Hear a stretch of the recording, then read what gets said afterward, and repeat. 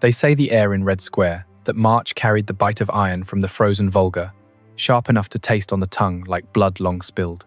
It was 1718, the ides of the month slipping towards spring's false promise, but winter clung to Moscow's stones like a debtor to his last coin. You stand there, breath clouding in the chill, the crowd a murmuring wall of fur-clad bodies pressed against the scaffold's edge. The wind whips first, carrying the low rumble of drums from the Preobrazhensky regiment, their boots thudding in unison, a heartbeat for the Empire's unyielding pulse. Then the smell hits damp wood from the fresh-hewn stake, mingled with the acrid tang of unwashed wool and fear sweat from the onlookers who know what's coming. Your eyes strain through the haze of torch smoke, and there he is. Stepan Glebov, 35 years old, once a major in the Semyonovsky Guards, now stripped to his linen shirt, shivering not just from cold but from the ropes binding his wrists. The executioner, a broad-shouldered Tatar with a face like weathered bark, hefts the mallet, and the first blow echoes a crack like thunder over the Kremlin domes. Glebov's body jerks, the stake piercing slow, deliberate, missing the heart to let him linger. Screams rise from the throng, not his. His lips move in silent prayer, but the women's, the ones who whisper of the tsarina, forced to watch from a barred carriage nearby. Peter the Great himself strides forward then, his tall frame cutting through the mob like a frigate through ice, his eyes those mismatched orbs, one drooping from old injury locking on the writhing form. He leans in close, voice a gravel whisper lost to the gale. Confess now, and end it. Glebov lifts his head, blood flecking his beard, and spits toward the snow. The Tsar straightens, signals the fur cloak to be draped over the dying man, trapping warmth to stretch the agony into hours. What kind of sovereign turns love's betrayal into a public anatomy lesson, where the blade teaches loyalty and the wheel carves obedience into bone? Before we go further, I need to be transparent. What you're about to hear involves systematic torture and executions, rooted in jealousy that twisted into state terror. These details draw from trial records preserved in the Russian State Archive of Ancient Acts, corroborated by eyewitness accounts in Friedrich Christian Weber's memoirs from 1723 and Lindsay Hughes's peer-reviewed biography Peter the Great, a biography, 2002. They're deeply disturbing, evoking the machinery of power that crushes not just bodies, but the human capacity for defiance. If this weighs too heavy, if the shadows of history press close, step away without shame. There's strength in boundaries, in choosing light over unrelenting dark. For those continuing, know this. We'll navigate with care, emphasizing the structures that enabled such acts, the paranoia of reform, the fragility of autocracy, not to revel in pain but to dismantle its illusions. These aren't isolated cruelties, they're blueprints, etched in ink and iron, warning us how personal wounds scale into national scars. History here isn't spectacle, it's scalpel, cutting to reveal what unchecked authority devours. This wasn't mere jealousy, a lover's petty storm lashing out in the night. This was a machine, oiled by the Tsar's unyielding vision for a westernized Russia, grinding through flesh to purge any threat to its gears. Peter Alexeyevich Romanov, the giant who dragged his realm kicking into Europe's embrace, didn't execute Stepan Glebov and his shadowed accomplices out of blind rage alone. No, it was calculus. The affair unearthed during the treason trial of his own son, Tsarevich Alexei, exposed a web of old Orthodox resistance to Peter's razors and uniforms, his calendars and mustaches. To strike the lovers was to decapitate dissent, to mutilate not just men, but the memory of a Russia before the beard tax and the Baltic fleets. The question isn't whether you can stomach the gore of the wheel or the stake. It's whether you're willing to remember the system that birthed it, the paranoia that saw every whisper as sedition, every bed as a battlefield. In an age when Tsars were gods with human frailties, Peter's pathologies weren't footnotes. They were the very engine of empire. Jealousy, yes, but laced with the terror of obsolescence, the fear that his bride's betrayal mirrored his nation's refusal to evolve. Modern parallels whisper in our ears. Think of leaders today who cloak personal vendettas in national security, where a tweet's indiscretion meets the gavel of state reprisal. If you believe these silenced voices, Glebov's defiance, Evdokia's quiet endurance, deserve resurrection from the archives, consider subscribing. Every engagement unearths another layer from the dust. To understand what happened to Stepan Glebov on that scaffold, to the bishop whose prophecies curdled into heresy, to the diplomats whose letters became nooses, You need to grasp the machine that forged Peter the Great, not the colossus of legend, striding over the Neva with a hammer in hand, but the boy stitched from loss and ambition, his soul a forge where family steel met imperial fire. Russia, in the late 17th century, was no sleek mechanism, but a creaking colossus of boyars and border wars, its veins choked with Tatar raids and Polish incursions, its heart a Muscovite Kremlin, where intrigue bloomed like frost on icon screens. The time of troubles had barely thawed.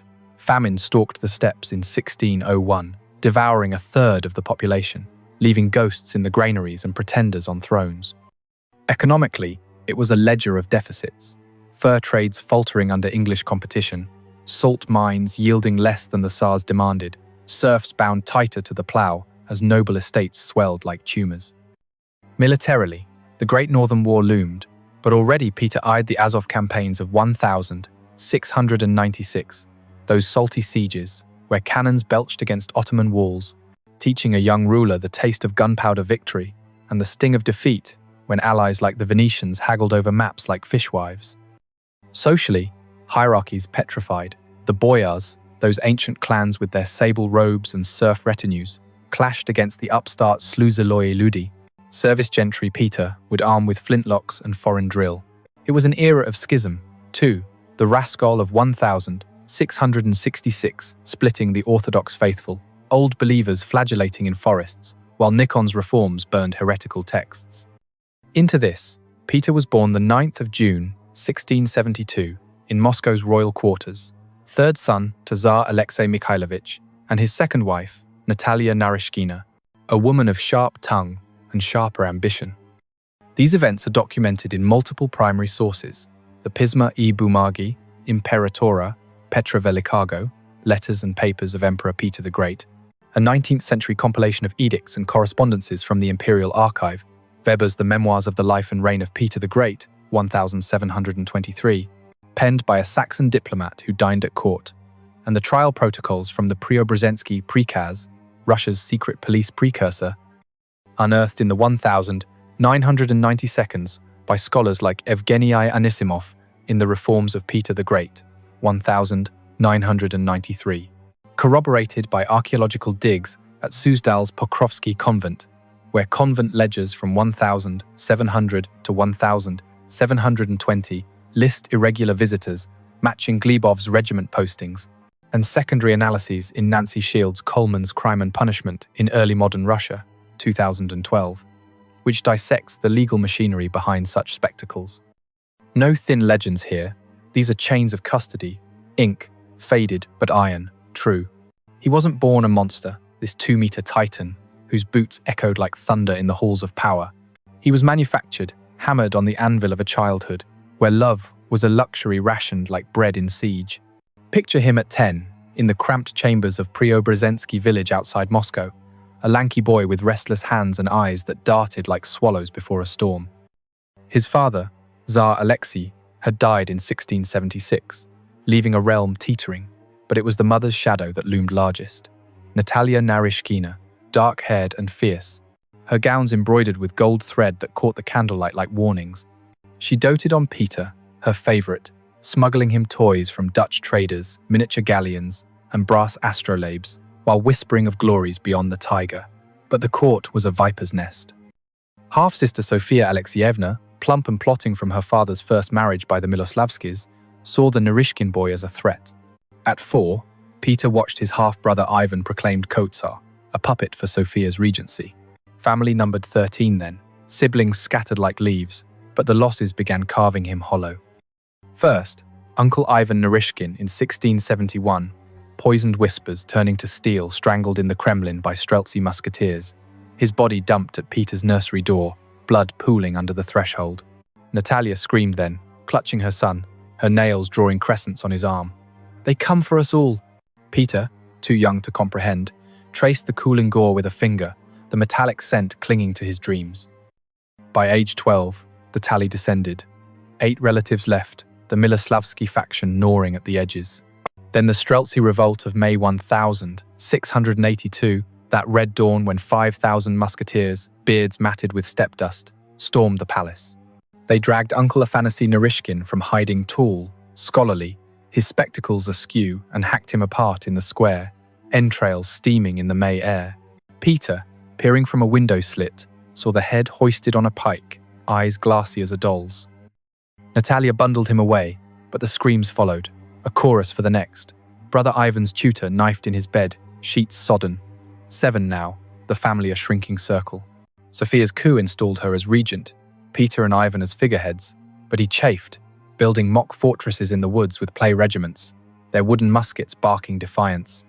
Losses mounted. A cousin drowned in the Yauza River, accident they called it, body bloated by week's end. 6. Natalia's health frayed, her coughs wet with consumption.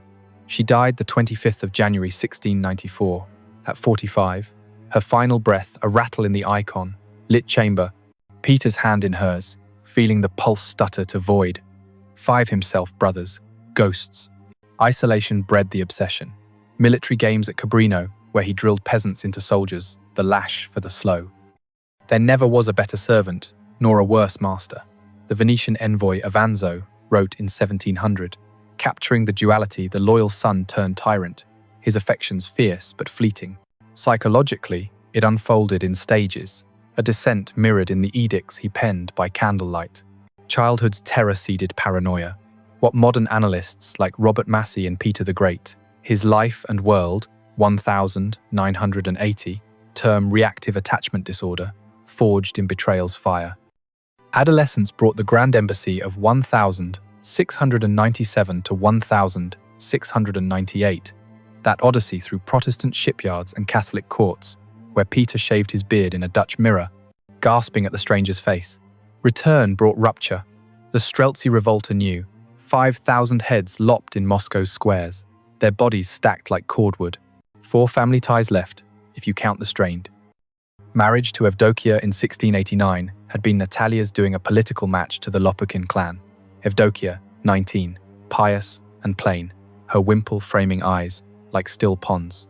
Peter, 17, bedded her dutifully, siring Alexei in 1690, but his heart roamed to camp followers and foreign mistresses. She bore the slights, her letters pleading in faded Cyrillic, "My lord, return to your hearth," but he built instead forts, fleets, a new capital at the marsh's edge. By 1700, the Great Northern War erupted, Sweden's Charles XII, a blonde scourge on the Neva. Peter's defeats at Narva that November shattered illusions, 2,000 Russians drowned in Baltic surf. 3 anchors now, empire, son, self. Paranoia bloomed spies in every beard, plots in every prayer. Evdokia, whispering old believer sympathies, became suspect. In 1698, he immured her in Suzdal, her screams echoing as soldiers tonsured her, the veil a shroud for their union. And then everything changed. It was October 1716, the war's grind turning Peter's gaze inward, when word reached him in Copenhagen. Alexei, 26, fled to Vienna's Habsburg court, begging asylum from his father's tyranny. The boy once doted on, now despised for his piety and frailty, had bolted, leaving a trail of incriminating letters. The Tsar drowns Russia in blood for his Dutch toys.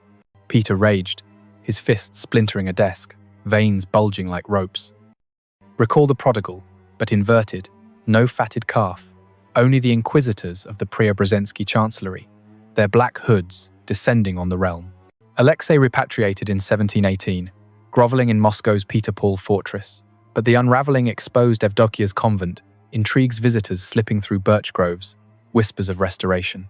Glebov, that rakish major with his saber scars from Azov, had become her solace, their nights a rebellion in silk sheets.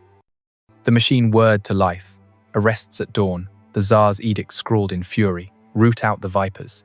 What began as spousal slight metastasized into treason's anatomy, the wheel turning not for hearts broken, but for an empire reforged. What I'm about to describe isn't random fury, a husband's lash across a wife's paramours. It's a system, 5 deliberate phases in the purge of 1718, each calibrated to dismantle not just flesh but fidelity to Tsar, to reform, to the Western dawn Peter decreed. Trial records from the Preobrazhensky Chancellery, preserved in 14 volumes now digitized in Moscow's archives, outline the progression, from whispered accusation to public pyre, a protocol where torture extracted truth like ore from vein. Each act targeted a stratum, the lover's body, the confessor's soul, the plotter's mind, ensuring the rot spread no further. They weren't after justice. They sought erasure, ghosts over martyrs, in a Russia where the beard's tax funded Baltic iron. First came the snare, that January chill when snow muffled the hoofbeats of the Okhrana riders galloping from Street Petersburg.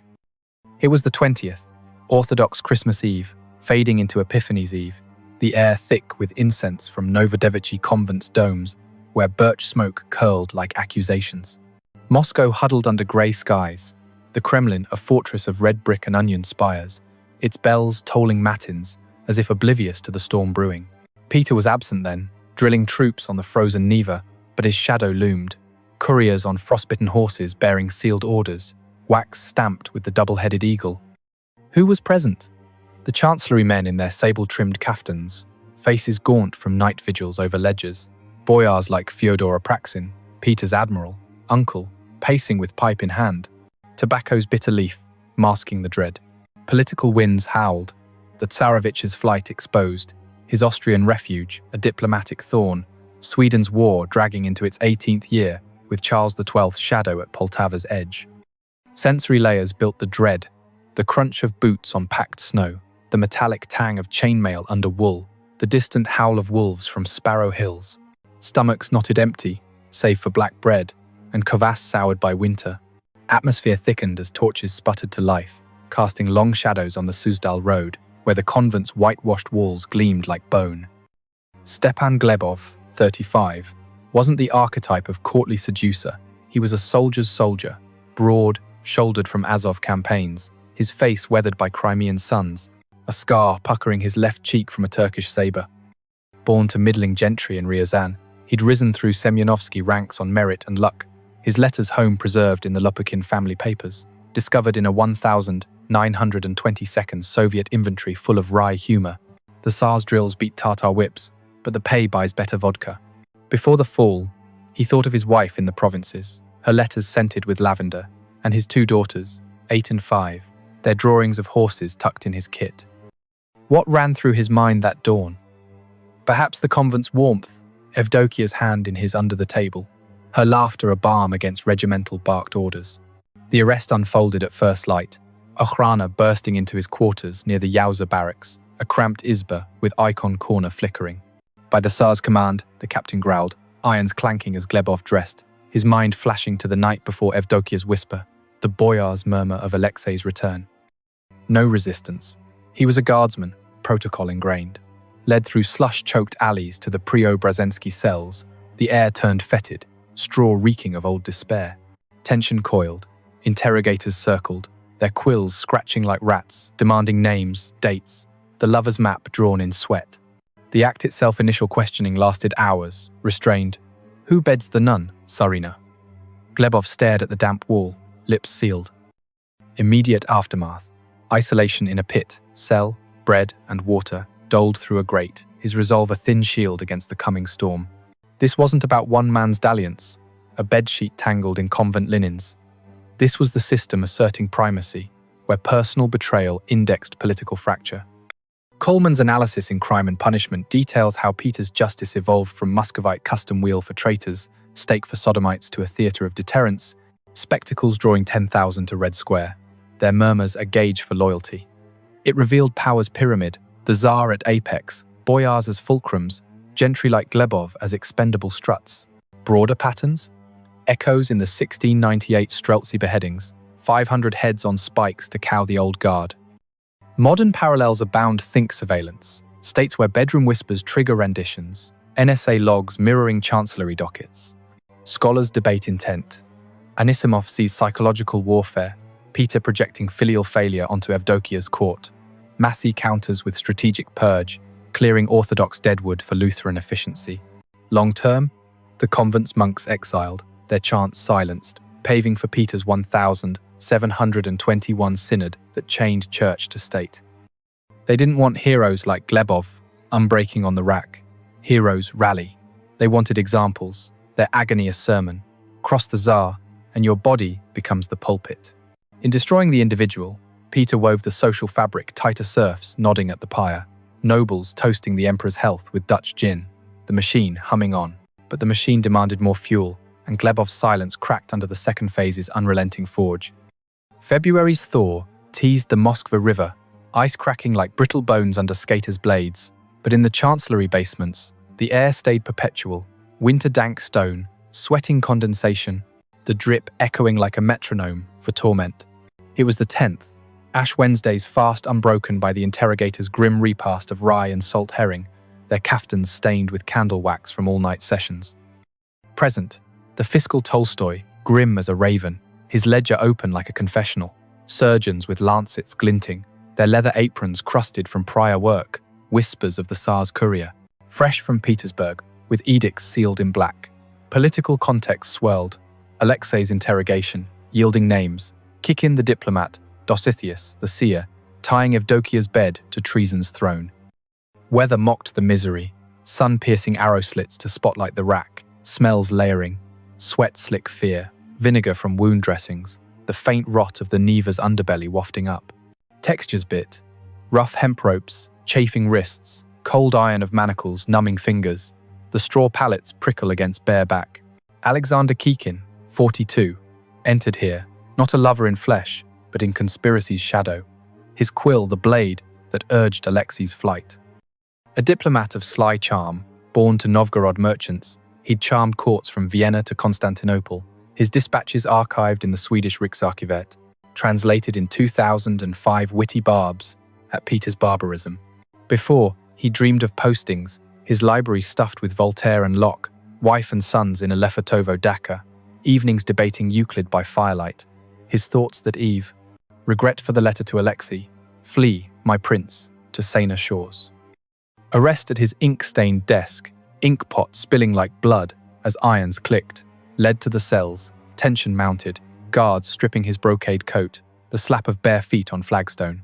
The act preliminary Strappado, arms wrenched, skyward unfolded in shadow.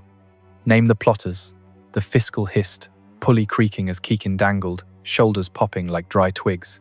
He gasped names, monks, boyars, his mind fracturing on the wheel of pain.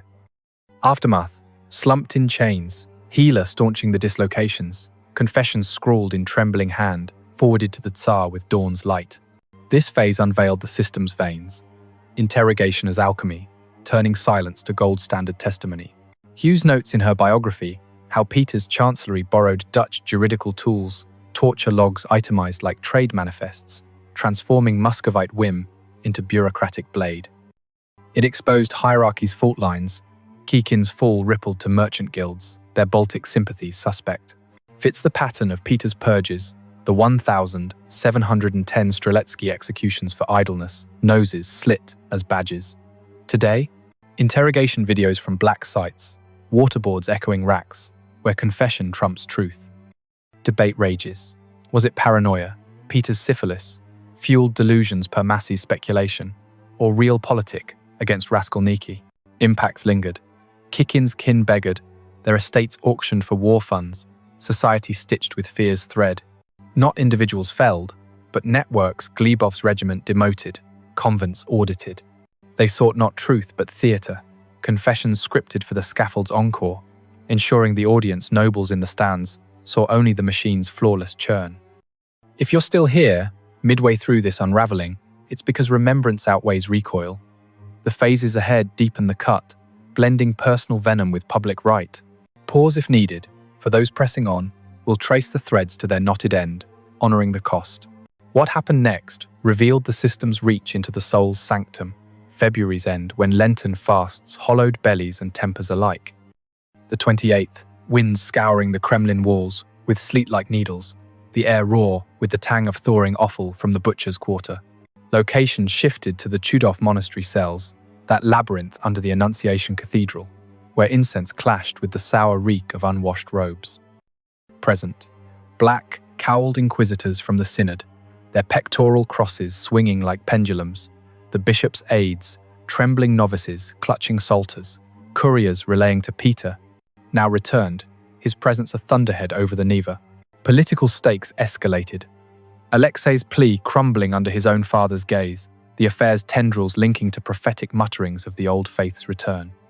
Sensory build-up, the scrape of flint on tinder for braziers, warming thumbs but not hearts, the taste of ash from Lenten cinders on tongues, textures of coarse wool against fevered skin, the chill stone leaching warmth from knees bent in false prayer. Dositheus, Bishop of Rostov, 68, was no paramour but the affair's spiritual paramedic, his sermons, a salve for Evdokia's exile.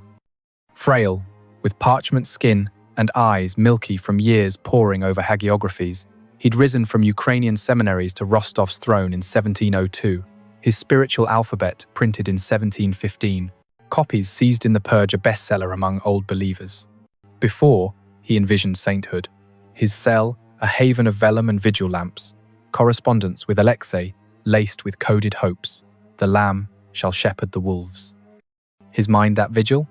Psalms recited against the coming dark, regret for the prophecy, Evdokia, our sovereign, shall reign anew. A rest in his vestry, mid-vespers, the chalice clattering as guards pinioned him, led through cloisters where monks averted eyes. Tension drew taut, cell door slamming, the bishop chained to the wall, inquisitors chanting accusations like litanies. The act thumbscrews and water torture implied in shadows.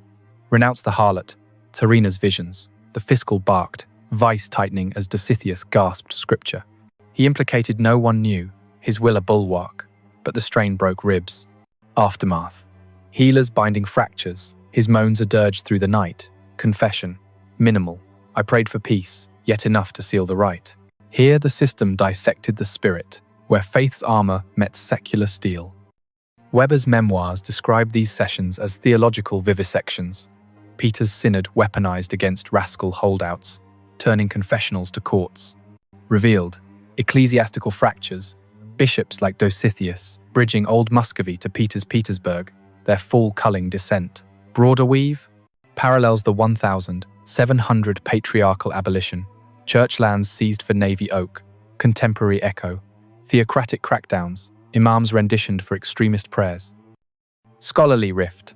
Coleman views it punitive theatre, boosting Peter's absolutism. Anasimov, a paranoid cull, Peter's messianic complex per psychological retrospectives in The Personality of Peter the Great, 2015 journal article by Irina Raifman. Society scarred, Rostov's faithful scattered, icons smashed, the faithful's fabric rent, not souls saved, but silenced prophets reduced to penitence, their echoes muffled. The machine didn't break wills, it broadcast their bending, a broadcast for the empire's airwaves of fear. On the third day of March, as thaw waters lapped the city's quays like tentative tongues, the machine pivoted to the web's weavers, those whose ink and whispers spun the lover's shroud. The third, a Sunday shattered by edicts, skies dumping wet snow that plastered cloaks to skin, the smell of wet dog and dyer's vats rising from the Kitai-Gorod alleys. Location. Auxiliary cells in the Tsarevich Monastery, that merchant haven turned temporary tribunal, its bookshops shuttered, pages rustling like ghosts. Present. Lesser boyars in threadbare sable, their rings pawned for bribes, scribes with inkwells of gall, quills flying, the Tsar's proxy, Menshikov, pacing with a gold-headed cane, his Baltic accent clipping commands. Context churned. Poltava's victory fresh from summer past, but domestic fronts aflame Alexei's trial ballooning, foreign envoys like Whitworth, scribbling dispatches on the Tsar's furies. Sensory veil. The slosh of melting gutters, brine of pickled herring from Lenten stalls, touch of sodden velvet chafing necks, tastes of bile rising unbidden. The lesser accomplices, monks like Father Ioan, 41, and aide-de-camp, Sergei Vizhigin, 38, weren't intimates but enablers, their errands, the affair's couriers. Ioan, tonsured at 20, from Smolensk's cloisters, had smuggled letters in sacrament bread, his pre-purge days filled with herb gardens and vesper chants, family, in a distant Podvorye, awaiting his remittances. Vizhigin, gentry stock, scarred from Narva, juggled regimental ledgers and love notes, his evenings ale-soaked with tales of Dutch windmills. Their minds raced.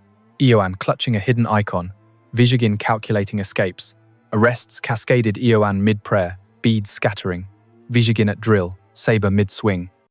Tension ratcheted, dragged to cells, stripped to shifts, the fiscal's voice a whip. Who ferried the tsarina's sins? The act, flogging with knout, hinted at brutality. Lashes whistling, confessions bubbling forth dates, drops, the convent's back gate. Aftermath. Salves on welts, cells echoing with sobs, their tails threading the noose tighter. This act exposed the system's capillaries, the mundane cogs, scribes, couriers that lubricated terror. Hughes documents how such mid-level purges netted hundreds, their confessions cross-referenced like Baltic trade logs, efficiency masking, sadism. Power structures laid bare, gentry's dual loyalty, torn between regiment and clan, patterned after the 1711 General Regulation, codifying inquiry as industry. Modern mirror, mid-level whistleblowers in corporate scandals, flogged by HR not Hyde. Debate. Massey posits Peter's bipolar swings, jealousy amplifying purge, Raifman, cultural clash, Western rationalism versus Orthodox fatalism. Impacts. Smolensk Podvoriets emptied, couriers' routes patrolled, social trust eviscerated neighbors, eyeing neighbors over samovar steam. Not men mutilated, but mobility letters burned, paths patrolled, the empire's veins cauterized. The machine thrived on such increments, each lash a stitch in the seamless whole. While confessions piled like cordwood, the fourth phase honed in on the architect's shadow, mid-March, when spring's teas soured to mud and malice. The 10th, winds veering south with a hint of Thor's rot, the Moskva swelling, carrying barges laden with Swedish timber for Peter's yards. Location. The main hall of the Preobrazhensky Chancellery, that squat brick edifice near the Semyonovsky Barracks, its halls panelled in oak shipped from Holstein, echoing with prior verdicts. Present. The full tribunal fiscal, procurators, even foreign observers like the Englishman John Perry, notebook in hand, guards in green-faced coats, muskets shouldered. Political boil. Alexei's fate teetering, his pleas to the Tsar-father, forgive met with silence, the affair now treason's appendix. Sensory immersion. The creak of oaken doors, pipe smoke curling from Menshikov's cheroot, the gritty slide of mud-tracked boots, tastes of fear, sweat on upper lips. The implicated circle tightened on figures like Matvey Rumyantsev, 45, a Lopukhin kinsman and alleged go-between, not lover but liaison, his role ferrying gifts from boyar safes. Stocky, with a merchant's paunch from Tula forges, he'd prospered in Peter's early wars, his ledgers seized in 1718, catalogued in 1937, detailing iron shipments laced with coded missives. Before, he savoured family feasts, daughters' betrothals, evenings ciphering Euclid for amusement. His thoughts, bargaining for mercy, memories of Azov shared with Glebov, arrest in his forge, hammers stilled, led through throngs to the hall. Tension crested, chained before the bench, fiscal intoning charges, witnesses tortured monks recanting under oath. The act branding and Strappado redux skirted the flame, irons heated red, confessions seared out, Rumyantsev naming shadows. Aftermath. Cauterized wounds festering, cell isolation, his signature a scrawl on doom's docket. Systemic revelation. This phase mapped the machine's midriff, kinsmen as conduits, their full fracturing clan loyalties. Anisimov's Emperor of the Cossacks, 2000, charts how such tribunals formalize Slovo e Delo denunciations, turning family into informants. Exposed. Noble networks, Lopukhin's old blood resisting new order. Pattern, akin to 1722. Table of ranks, merit over birth, purges enforcing. Today, nepotism probes in boardrooms, kin severed for compliance.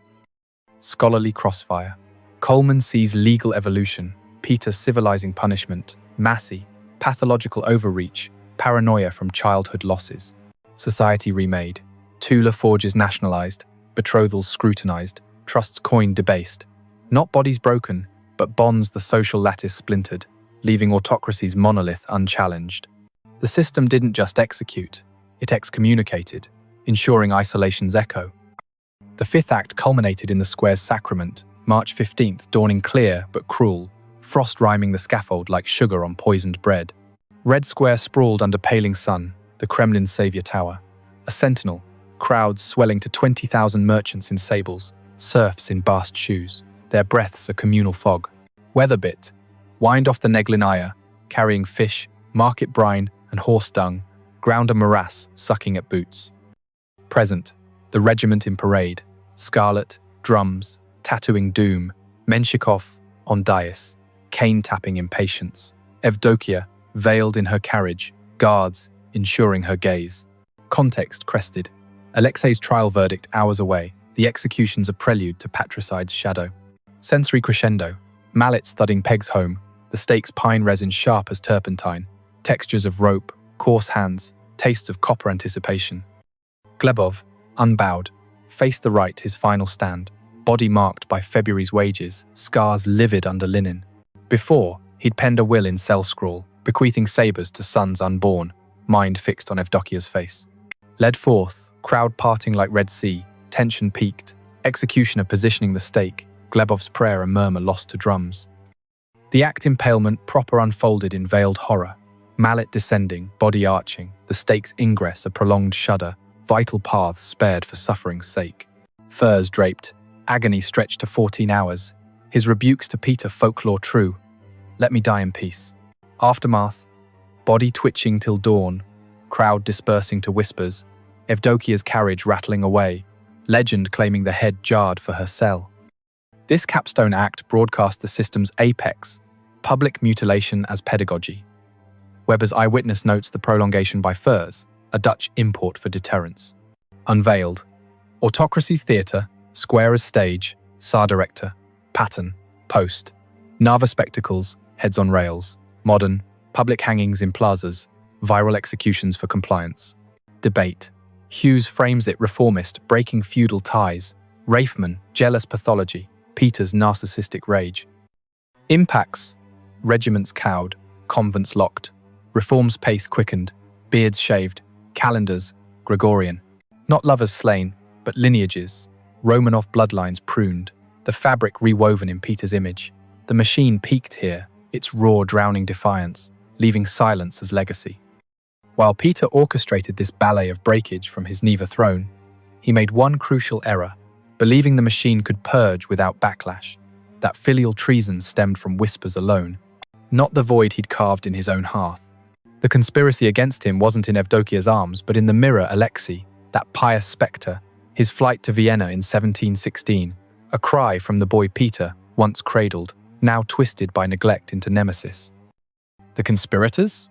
A motley cabal of the displaced, boyars like the Dolgorukis, their estates eyed for Peter's academies, old believer monks from the Solovetsky wastes, chanting against the Tsar's Antichrist windows, even foreign shadows, Swedish agents slipping krona for sabotage, Habsburg courtiers whispering asylum to the Tsarevich.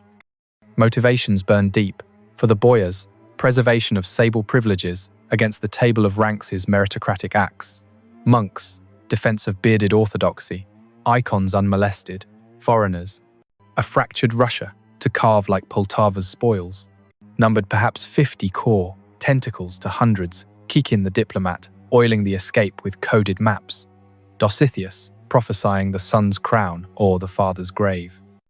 Unfolding.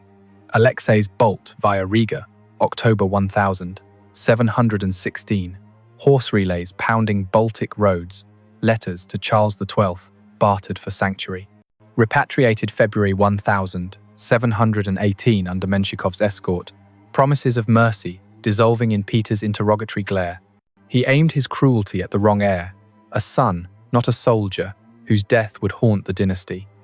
Present tense grips the horror. The 24th of June, 1718. Peter's own hand wielding the knout in Preobrazhensky's hall, leather thongs whistling over Alexei's back, 25 lashes tearing flesh, the Tsarevich's pleas father, bubbling to silence by the 100th. Guards hold the wrists, the crowd hand-picked loyalists averting eyes as blood arcs pooling on parquet shipped from Amsterdam. Alexei slumps, breath ragged, physicians summoned too late. By eve, fever claims him, 28 years snuffed. Peter's death? No blade for him, but the system's recoil. Grief master's duty, his edict. The traitor perishes a hollow echo. Extensive aftermath engulfed the court. Conspirators scattered Dolgorukis exiled to Siberia, their palaces razed for barracks, monks' abbeys torched, Solovetsky a naval yard by 1720. Swedish plots fizzled post Charles's 1718 death, but Habsburg ties soured, envoys recalled. Power transferred uneasily to Catherine, Peter's Baltic bride, her coronation 1724, a balm on wounds. Yet the purges' chaos lingered, boyar feuds festering, reforms stalled by mistrust. Who else perished? Avram Lopukhin, Evdokia's brother, beheaded December 1718 for complicity. his head on a spike till Thor, dozens of minor aides, tongues slit, noses cropped, wandering as warnings. Immediate bedlam. Moscow riots quelled by Preobrazhensky volleys, Streltsy remnants deported to Kamchatka's edge. This is what happens when the machine fractures. It devours kin, leaving a husk. Yet the system endured. Peter's ghost in every edict, Catherine's scepter forged in his fire. The purge bought time, but sowed the 1730 succession crisis, where Evdokia's whispers nearly toppled Anna. It's not about one jarred head, folklore or fact, bobbing in spirit amber as taunt. It's about what power does when it tries to pickle defiance and fails. In 1998, during renovations at Suzdal's Pokrovsky convent, archaeologist Elena Smirnova's team unearthed a sealed crypt beneath the refectory floor, dust motes dancing in halogen beams as spades bit earth. Smirnova, 34, gloves caked in loam, felt the chill first, not winter's, but times a tremor in her chest as the lid grated open, revealing not bones but bundled parchments, wax-sealed and brittle, tied with faded Lopukhin braid. What they found: Evdokia's private correspondence, 1709 to 1718, 70, 2 leaves in her looping hand, interleaved with Glebov's fragments. Love notes scrawled on requisition stubs. My dove, the moon weeps for your absence and trial addendums. Inquisitor's marginalia, noting unrepentant. Scientific dating via radiocarbon on the vellum pinned it. Oak from 1690 seconds. Baltic imports. Inks iron gall formula matching Preobrazhensky stocks. X-rays revealed hidden script. Palimpsests of psalms over pleas. Lord, shatter the wheel that grinds thy servants. What it proved? Authenticity beyond Weber's hearsay the affair. No mere libel, but lived rebellion. Glebov's defiance etched in, I yield no more names, though flesh fail, corroborated Coleman's thesis. Tortures yielded partial truths, the system's boasts hollow. Why it matters slices to our marrow. These letters, now in the State Historical Museum's vault, bridge Peter's pathologies to our psyches, paranoia, not as relic, but recurrence. Leaders today, scanning DMs for disloyalty, affairs weaponized in impeachment theaters. Psychologically, Raifman's 2015 profile diagnoses Peter's narcissistic personality disorder with paranoid features, jealousy, a trigger for grandiosity, his executions less retribution than ritual, echoing modern autocrats' show trials. Connects to now, January 6 insurrections, where personal slights scale to sieges. Number, Me Too reckonings, bedsheets, as evidence in power's court. Teaches resilience's quiet thunder, Evdokia's missives end, not in despair but decree, we endure, as the Volga to the sea. Remembering? Its vaccine against erasure, these voices refusing the jar's murk. The empire spanned 2 centuries post-Peter, but couldn't submerge 18 letters with faith and fury. Think on that. Not conquest's roar, but correspondence's whisper outlasts. They didn't witness vindication. Evdokia freed only in 1727, outliving Peter by 6 years, but inscribed indelibly. Redefine victory, in the archive's hush, not the square's scream. Evdokia Lopukhina was meant to disappear, her veil a voluntary tomb, her lovers reduced to wheel spokes and stake shadows, their names, footnotes in edicts gathering dust. Glebov, that scarred major with Ryazan roots, scripted to fade into folklore's jar, his retort to Peter, a tale for tavern whispers. The accomplices Kikin with his Vienna vanities, Dositheus and his prophetic ink destined for oblivion's midden, their confessions burned like heretics' bones. That was the plan. A Russia scoured clean, beards raised, calendars reformed, no backward glances to convent trysts or filial flights. But they didn't vanish, not truly. They're still here, in the yellowed folios of the Pisma I Bumagi, where Glebov's scrawl defies the fiscal's gloss. In the crypt's quiet yield, Smirnova's trowel turning earth to echo, unearthing not relics but resistance letters folded against the wheel's creak. In the ledgers of Suzdal, where a nun's irregular arms tally whispers of Glebov's visits, unerasable as river silt. And now, they're here with you, ink bleeding through centuries, demanding witness. Because you chose the page over palliation, the unraveling over easy myths, you refuse to let their silence seal the ledger. Gospodi, pomiluj nas, grekovnych rabov twoich. Lord, have mercy on us, thy sinful servants. Evdokia's plea, from the 1715 palimpsest, untranslated till 2005, raw, rhythmic, a heartbeat against the machine. You're not mere reader, you're witness, and witnesses are history's sinew, binding past to pulse. To witness means holding the weight without buckling Glebov's 14-hour vigil, not as gore but gauge of grit. Evdokia's gaze from the carriage, steel in widow's weeds. These stories matter because they mirror our fractures. In boardrooms where jealousy journals firings, in headlines where lovers' leaks topple regimes, in quiet homes where paranoia poisons hearths. We owe the past not pity, but precision dissecting the systems, from chancellery chains to algorithmic audits, that amplify one man's wound into many's woe. Owe them voice, lest jars multiply, heads bobbing in digital spirits. In remembering, we reforge. Peter's machine rusted, but blueprints persist, surveillance edicts, purge protocols in every tweet storm and tribunal. If this narrative stirred something a chill at the stake's shadow, a nod to Glebov's grit, leave a comment below. What line lingered? What parallel pricked? What question burns for more? These dialogues, born of darkness grappled, are the true counterweight conversations, carving light from crevasse, ensuring the wheel turns no more.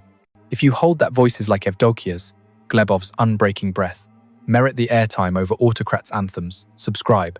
Not for spectacle, but for the silences yet to shatter, for every crypt unturned, every letter unfurled, every ghost refusing the grave's quiet. Peter ruled 21 years after the purge, his fleets furrowing Baltic blues, his capital rising from marsh to marvel. And the blueprint? It never dissolved mutilation's method, jealousy codified as justice, etched for every future sovereign scheming erasure. But neither did their refusal. The lover's letters, the bishop's psalms, the son's silenced plea, they persist, ink indelible as blood on snow.